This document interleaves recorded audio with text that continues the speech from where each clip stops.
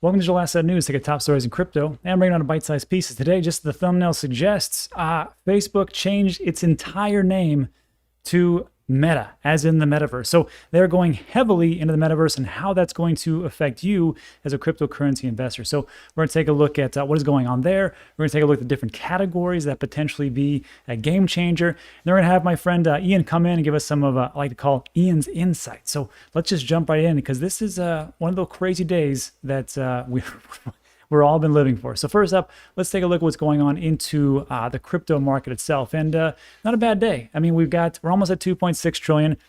It's been fluctuating, admittedly, but we're still around that same base price. Bitcoin price is around 61K. We've got some certain tokens that are up, Shiba Inu being one of them. And of course, that's been just crushing it lately. Ethereum's up 6%, Binance Coin 8%, 3%, and so on and so forth. And yeah, Dogecoin making up 27% in the last 24 hours. Excuse me, Shiba Inu was only up for the last hour, but it's dropped 15%. But man, what a run, 143%. So congratulations, Shiba Inu holders. But overall, market's looking pretty darn good as it stands. Also, if we take a look at the ETF, the Pro Shares is pretty much hovering right where it was before, as far as where we were at. Started around 40, 42, and went sideways, dropped some bit, and now kind of recovered a little bit. So, and also the Valkyrie futures ETF is around the same one, although that declined initially, came up, and then just trading sideways. So not too much going on there. The big news, in my humble opinion, is what is going on with Facebook. And so I know some people they either love Facebook or they hate Facebook. Usually on this channel, everybody hates Facebook, and that's just how it is. But this is an interesting story, and I think it has massive repercussions throughout the crypto and digital asset space. And I'll explain in a second. So this just broke a couple hours ago, maybe 3 or 4 hours ago. And what we got here is Facebook completely changed its name to Meta. And when I read this first, I'm like, that's cute. That's a nice little way to do things. Maybe they're just doing it as like a transient thing, just to kind of, in some kind of like honor or to to generate interest. But this is the new change. So Facebook on Thursday announced it will change its company name to Meta. The rebranding also comes after the company has dealt with a barrage of news reports over the past month, stemming from whistleblower Francis Haugen's trove internal documents. But this is the big thing. So again, I thought it was just a small piece that they're going to change and maybe just go right back to Facebook because, that's just how they do things, right? Just a nice marketing ploy. But no, the company will also change its stock ticker from FB to MVRS, as in the Metaverse. That is going into effect December 1st. And that is no small feat to change your ticker for a publicly traded company. The company's stock price was up by more than 3% on Thursday. And this is from the Zuck. Mark Zuckerberg, he says, our hope is that within the next decade, the Metaverse will reach 1 billion people. Let me say it again, 1 billion people. We've only got around 6.6 billion people on the planet. So it's pretty good reach. Host hundreds of billions of dollars of digital commerce and support jobs for millions of creators and developers. Boy, I sure hope so. And we can take a look at just how things have changed over the last couple of years thanks to the coronavirus. A lot of more people are working from home. They're working distance-wise. So the Metaverse could be just a big one just for commerce itself. So that is the first part. And the second part I found interesting. It reminded me of an article I read in AP News. And it talks about, this was from October 24th. It says what the Metaverse is and how it will work. I just like to, take a look at what's going on here. And the whole part of it was just, what the Metaverse is. I can explain it essentially. Have you ever seen that movie Ready Player One, where everybody's in this virtual reality world, they interact with people and they can have different clothes and they can buy things? That's pretty much the Metaverse. It's a 3D world that you interact with your virtual reality headsets if you have a good one. That's essentially it. There's massive ramifications moving forward. But what it says here is Zuckerberg is going big on what he says as the next generation of the internet because it thinks it's going to be a big part of the digital economy. The digital economy, what we've been talking about on this channel and a lot of different channels for quite a long time, the digital economy. And it's a lot easier. And now I understand why Facebook was so keen on getting into cryptocurrency, because I know there needs to be some kind of universal payment system that they can use throughout the entire globe, because the US dollar just can't cut it. And if they have something like what they have, Libra, and then it was renamed to whatever it is, and that's, I don't know how well that's going. But now we can see that products that are in the Metaverse, products that are in digital assets, NFTs, products that have to do with payment systems that can be used globally. These are going to be big. And I think Facebook kind of saw the writing on the wall.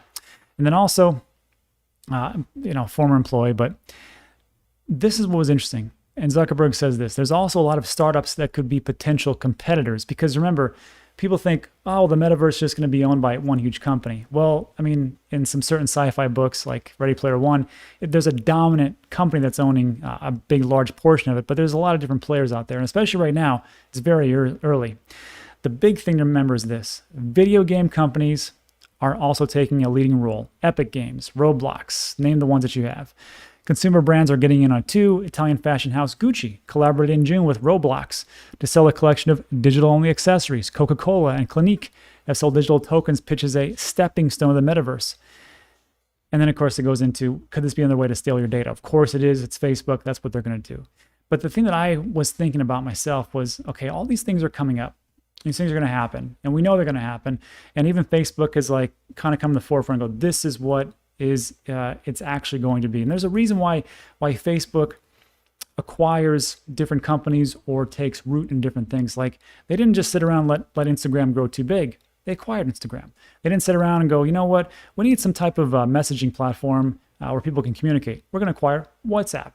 And then, just down the road, they just acquire all these different companies. So they want to stay relevant and on top of everything. Now they're saying the next big forefront, which is going to replace the mobile universe that we have, because everything was just, online, the browsers, then it became mobile. And the next step is the metaverse. So how can we, as cryptocurrency enthusiasts, get ahead of this? So this is only investment opinion, not investment advice. And this is how I see things. So if you go to CoinGecko, and if you click on categories, you can categorize it to a bunch of different things. So for this one, the thing I would look at is the gaming sector, because just like they talked about with Roblox and Infinity, the other ones that what did they have?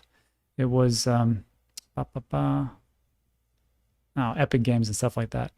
So if there's a way to transact within these games, or if there's the way to take some type of weapons or to take wardrobe or anything like that, like we've been talking about forever, well, now that Facebook is doing these things, maybe they're like, maybe we should get on this a little bit more so. I mean, they're already there, but even to accelerate these things. So this is what I would definitely looking at. I mean, Axie Infinity, sure. Engine Coin, I got a bunch of that stuff. Sandbox, I want a little bit. Wax, be able to trade these NFTs and shoot these NFTs all the way on. Illuvium, Veracity, Yield Games, you have a game. I don't know anything about that one. Starlink, heard a little bit, ranked 227. Also, that's an easy play. And of course, look at the metaverse.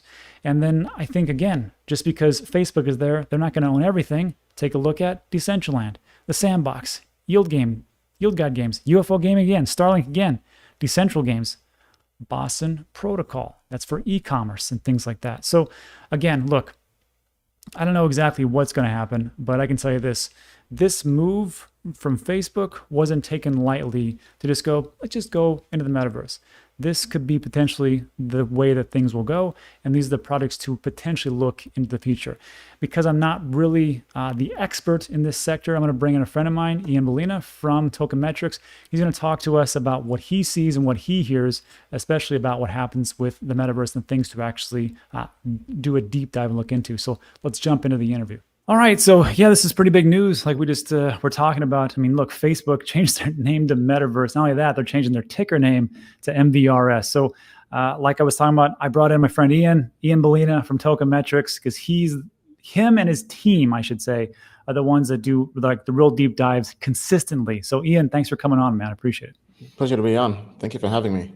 Yeah. So first of all, let's just get it out of the way. What do you think? Good move, bad move, or just crazy? Great move on their part, because one, the metaverse is this new trend of crypto and blockchain and VR and AR. And two, the Facebook brand has taken a huge hit. So in a way, they're basically pushing the reset button and starting all over and trying to bring in people who are in the whole metaverse, DAO, NFT space, and crypto into the to basically accept them as a company. Sure. Yeah, that's crazy. And then you said something. So there's a couple of things I wanted to ask you. First of all, what do you think would be like some pretty good plays to get into?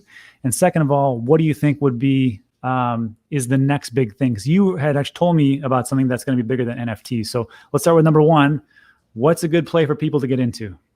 DAOs. So I think DAOs, DAOs just next year, straight DAOs. yeah, Yeah. DAOs in the next 1 to 2 years Hmm. could be the same could have the same catalyst as NFTs this year. This year has basically been NFT season. The year prior was DeFi season. I think next year could be DAO season. No kidding. So okay, so let me jump back here. So let's take a look at CoinGecko. What kind of DAOs are we talking about? So, for example, recently this week, A16Z crypto fund announced investing and buying tokens in Friends with Benefits DAO, which is basically a social community DAO of people in the space who are trying to build something greater for the crypto community. And Yeah. it's really tokenizing culture and community. And I think that's something that's going to be huge because we've seen DAOs grow with DeFi projects, but now people are launching DAOs just for anything, right? So from buying NFTs, from doing events, from collaborating together. And if this can be a way to get ownership and be a part of that, I think that's huge long term. In that sense, for example, there was a DAO that purchased a bunch of CryptoPunks at a very cheap price. Right? I think they purchased over 100 CryptoPunks, right? What? And now, so I believe at that time to get into that DAO, it cost about uh, 300 Ether, and now it Right. costs about 3,000 Ether to get in. So this DAO Unbelievable. is so expensive that you have to pay basically more than $10 million to get in. So okay, so I'm going to bring up. So I'm on CoinGecko.com in the categories to the DAO Maker ecosystem. So here's what they have. This is interesting. Orion Protocol, DAO Maker, Horde Fear. This can't be everything. No, That's for sure. no, so that's not it. But some DAOs to keep an eye on and to Yeah. just see how other new DAOs model them. Mhm. Pledger DAO, they're DAOs that invest in crypto assets, from buying NFTs to buying crypto assets to community DAOs, right? And for people who want to get alpha, who want to get insights at a deep level with people who are very well known in the space, you have to basically buy access to these communities. And these communities are tokenizing themselves. That makes sense. Like we always talk about. So Ian, how do we get into those types of communities? Is it all based on invite only? You have to go through the Discord, or how does that work? So, for example, let's take Ether.rocks, right? Okay. Very, very expensive. They're basically NFTs that were just rocks. But the reason why people were spending millions of dollars to buy them was because there are only 100 in the world. And by Right. owning this NFT, you'd become part of a group, part of a community. So they had Sure. private Discord groups, private Telegram groups, private Twitter groups. And one person posted on Twitter that just by joining this group, he's got so many insights that he's made $1.5 million in the last 1 year from the tips and investment advice being shared in these groups. This is the new financial elite. Really, is what's going on. Because before it was all closed doors. You had to know somebody to know somebody. Now you can know somebody, but you have to be in the forefront and really be an innovator. It sounds like. Yeah, Gotcha. so you can achieve that by one, getting in early in these communities, or two, buying in late by buying NFTs, or three, these communities will now progress towards DAOs because they now have to have a governance model, right? So, for instance, a new DAO just launched where people are pulling their funds together to buy a basketball team sometime in the future, right? So, Wow. projects like this are just fascinating because Yeah. this could actually happen.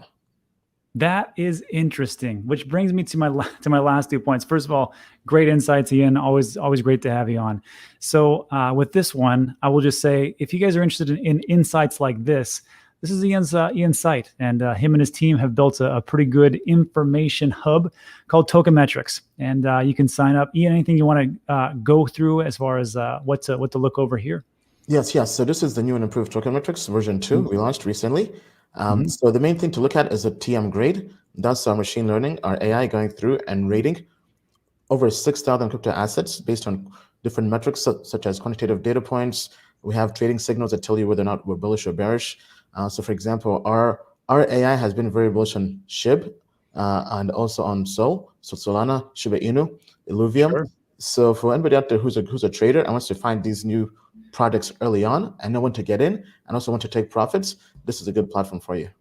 Perfect. And then on top of the other things that Ian was just talking about as far as insights. And then lastly, before I forget, you got a book out. You found the time to write the book, finally. Yes. Crypto Investing Guide. Yeah, so this book we launched this book last month. It's a great book for anybody who wants to learn crypto, We talk about DeFi, NFTs, and just really getting involved in the space. And we go through our entire research process on how to evaluate crypto assets, how to find good investments, how to filter out the noise. And this is a book actually our research team has been using internally for a while, and now we've made this available to the public. Perfect. All right, my man. Well, that's it. Like, I know you're a busy guy. I just wanted to get your thoughts on this because this was kind of beyond me. So I appreciate it. But any last words of wisdom before we take off? Yeah, I mean, crypto is the future. Go slow, think long term. We're here with you. Rob's here with you. And thank you for everything. Yeah, man. Thanks. Okay, let's jump back. All right, so I hope that helps. I want to thank Ian again. That was pretty great stuff. You can find the link to Tokenmetrics in the description below. I'll also put on the very part for the comments, so it'll be pinned at the very top. And that's it for today. So interesting day. We'll see how it all works out. If you like today's video, go ahead and give it a thumbs up. That helps tremendously. Also consider subscribing. I mean, a lot of things are happening super fast around here, so definitely want to be up to date. And that's it for today. Thanks so much. I appreciate it. See you on the next one.